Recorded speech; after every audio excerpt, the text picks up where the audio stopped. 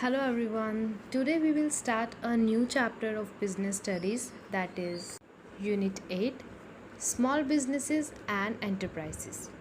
First of all, in this chapter we will learn about small businesses.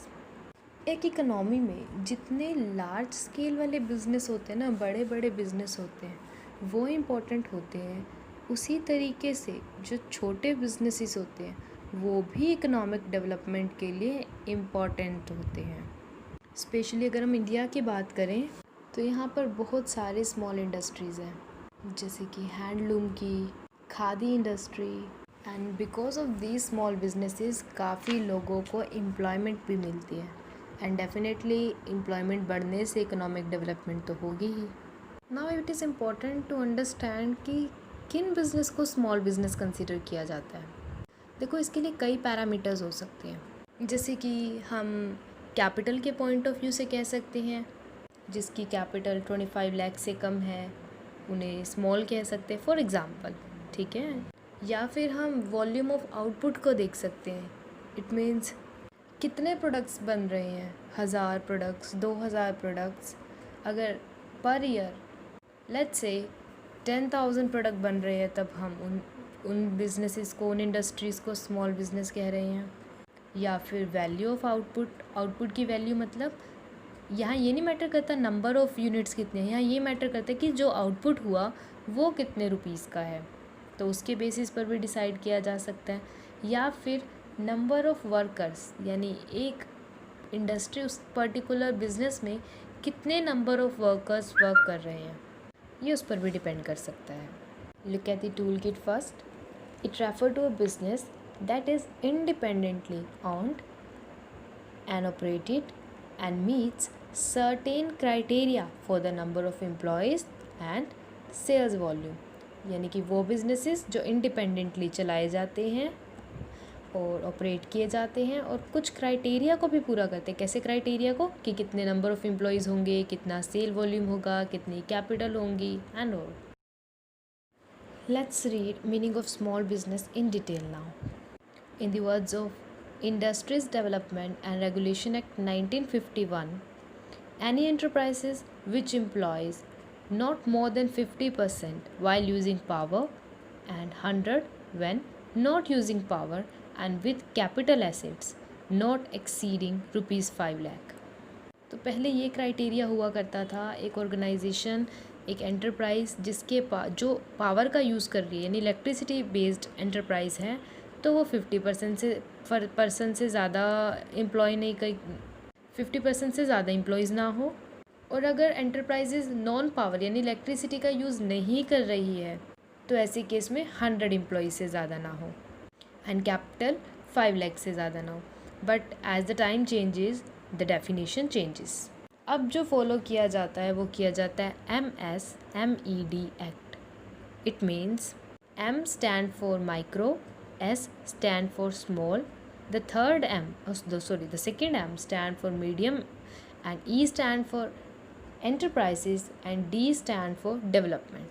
The name is Micro, Small and Medium Enterprises Development Act 2006.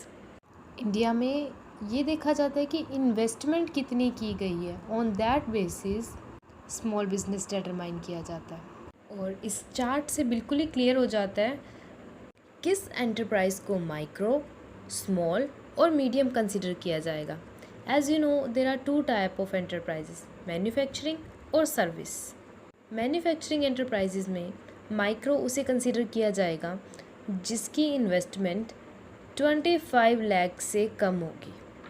Whereas अगर एक service enterprise है तो micro के under वो service enterprises आएंगी जिनकी capital 15 lakh से कम होगी, यानी जिनकी इन्वेस्टमेंट क्या है 15 लाख से कम. ऑब्वियसली मैन्युफैक्चरिंग एंटरप्राइजेज में प्लांट एंड मशीनरी देखा जाएगा, यानी कि जो बड़ी बड़ी एसेट्स इन्वेस्ट किए, और सर्विस में देखा जाएगा equipments and all. For small businesses manufacturing enterprises में क्राइटेरिया बढ़ जाता है अप टू 5 करोड़ रुपीज़, यानी अगर 5 करोड़ तक बिजनेस की टोटल इन्वेस्टमेंट है तो वो स्मॉल बिजनेस कंसिडर किया जाएगा, स्मॉल एंटरप्राइज कंसिडर की जाएगी. और सर्विस सेक्टर में वही अमाउंट ₹2 करोड़ है. फॉर अ मीडियम सेक्टर जो ये लिमिट रखी गई है मैन्युफैक्चरिंग एंटरप्राइजेस के लिए 15 करोड़ एंड सर्विस एंटरप्राइजेस के लिए 5 crore. Now we will read the role of small business in rural India. As we have already learned about कि जो स्मॉल बिजनेस है या स्मॉल स्केल इंडस्ट्रीज़ है ये इकोनॉमिक डेवलपमेंट के लिए और एम्प्लॉयमेंट के लिए बहुत ही अच्छा सोर्स है.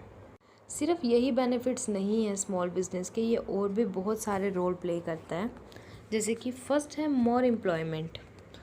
हमारी जो कंट्री में लेबर ओरिएंटेड एंटरप्राइजेज ज़्यादा हो जाएंगी. मतलब स्मॉल बिजनेसेस हैं तो यहाँ पर कोई फैक्ट्री या कोई बड़ी बड़ी मशीन्स का यूज़ नहीं किया जाएगा. इंस्टेड ऑफ दैट लेबर का यूज़ किया जाएगा एंड लेबर का यूज़ किया जाएगा तो अनएम्प्लॉयमेंट की प्रॉब्लम भी सॉल्व होगी.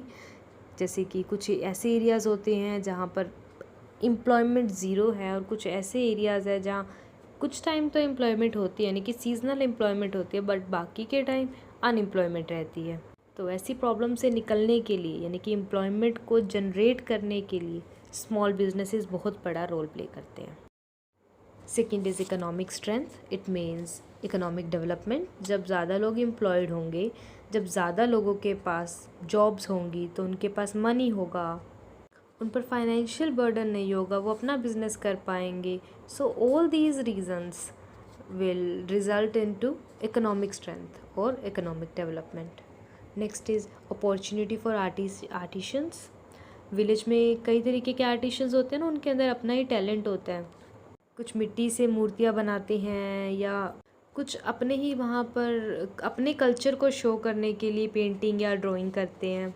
तो ऐसे लोगों के लिए भी एक अपॉर्चुनिटी बन जाती है अगर स्मॉल स्केल बिजनेस जो है वो कर लेते हैं तो उनका जो टैलेंट है वो शो कर सकते हैं और उसके साथ ही मनी भी अर्न कर सकते हैं. तो एक उनके लिए एक अपॉर्चुनिटी आ जाती है. मेनली जो कस्टमाइज्ड प्रोडक्ट होते हैं उनके लिए भी बढ़िया रहता है. कस्टमाइज्ड मतलब जो स्पेसिफिक रिक्वायरमेंट पर बनवाए जाते हैं उनके लिए भी स्मॉल स्केल बिजनेस बेटर है, वो बेटर ऑप्शन है. क्योंकि जो बड़े बड़े बिजनेस होते हैं वो कस्टमाइज नहीं बनाते, वो एक पर्टिकुलर नेचर का प्रोडक्ट बनाते हैं. बट कस्टमाइज चाहिए, इन दैट के small scale industries are good options.